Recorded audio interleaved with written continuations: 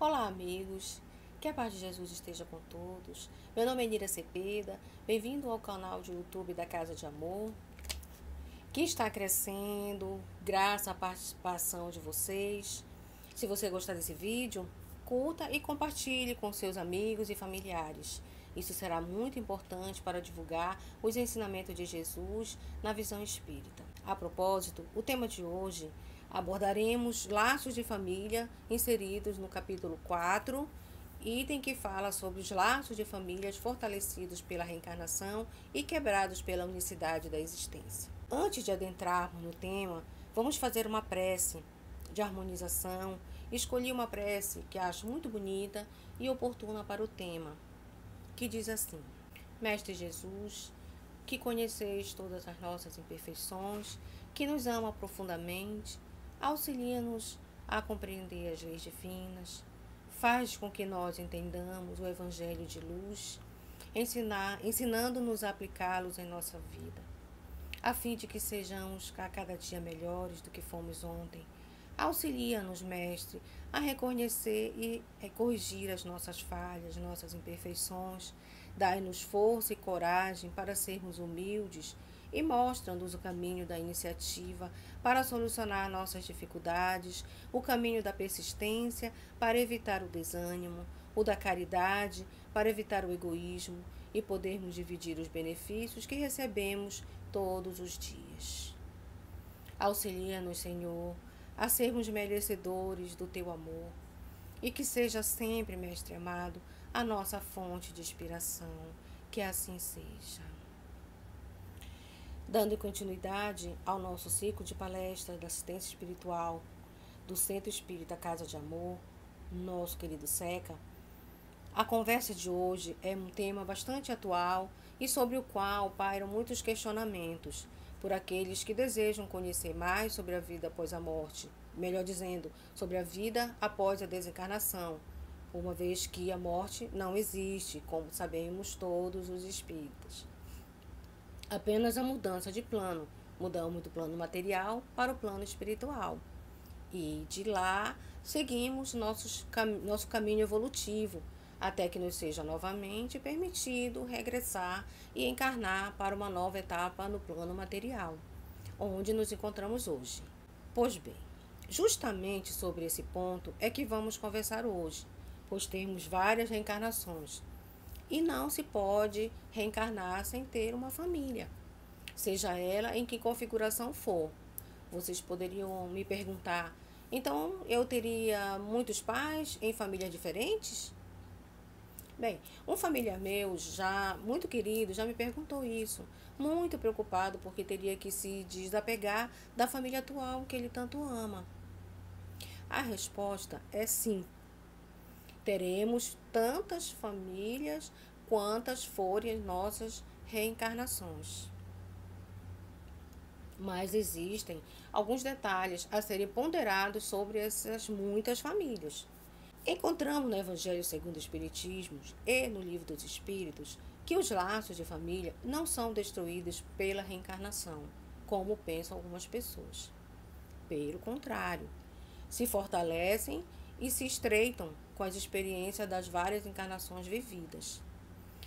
Os espíritos formam no espaço grupos e famílias unidos pelas afeições, pela simpatia e a semelhança de inclinações. Esses espíritos felizes por estarem juntos, eles procuram-se.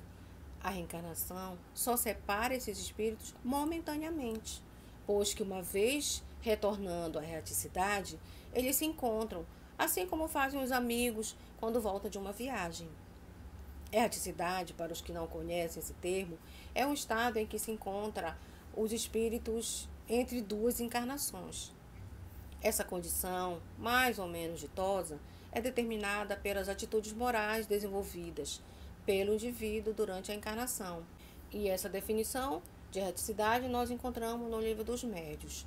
E é um tema bastante interessante e que desperta bastante curiosidade e que, pela riqueza de informações, caberia um outro vídeo só sobre esse tema. Retornando ao tema sobre os laços de famílias fortalecidos pela reencarnação, os espíritos, muitas vezes, seguem junto na prova da nova reencarnação, unidos pela mesma família ou no mesmo ciclo, seja de trabalho, de amizade, com o objetivo de trabalharem juntos para o progresso comum.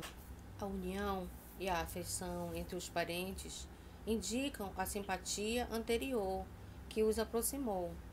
Por isso, se diz que uma pessoa cujo caráter, cujos gostos e inclinações nada tem de comum com os parentes, que ela não pertence àquela família.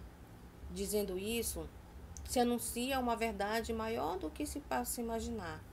Deus permite essas encarnações de espíritos antipáticos ou estranhos às famílias com a dupla finalidade de servirem de provas para uns e de meio de progresso para outros.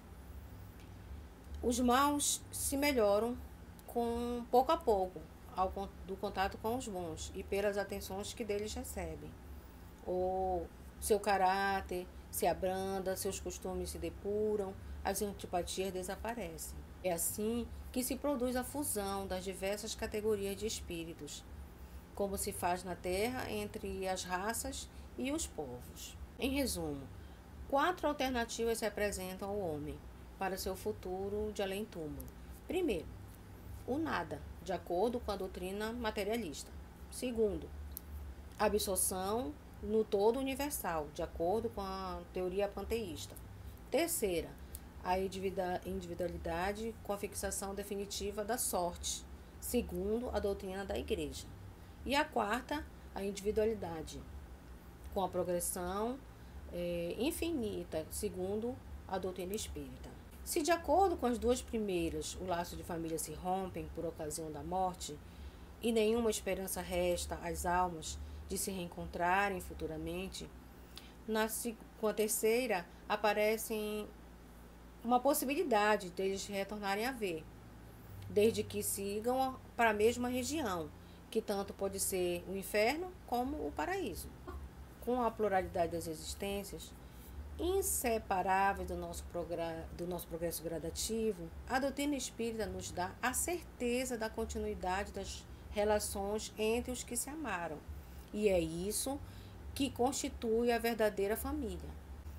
E assim, com essa reflexão, nós agradecemos ao Mestre Jesus por todas as bênçãos e ensinamentos de hoje, que nós possamos entender a bênção da reencarnação e amarmos sempre mais aqueles que nos cercam e que caminham conosco, sejam eles nossos familiares consanguíneos ou que estejam ligados a nós através dos laços do coração.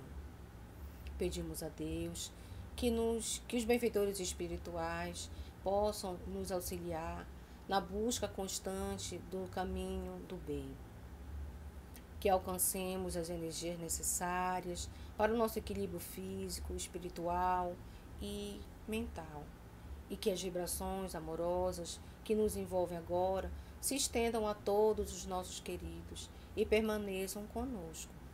Rogamos pela paz mundial, pela harmonia entre os povos, pelo nosso Brasil, pelos nossos governantes, por todas as religiões que preguem o bem e a caridade.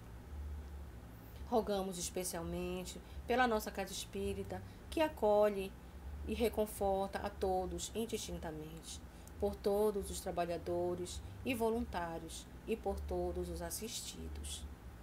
Vibramos por todos os que se encontram enfermos da alma e do corpo físico, para que recebam o bálsamo para suas dores. Que assim seja, graças a Deus, graças a Jesus.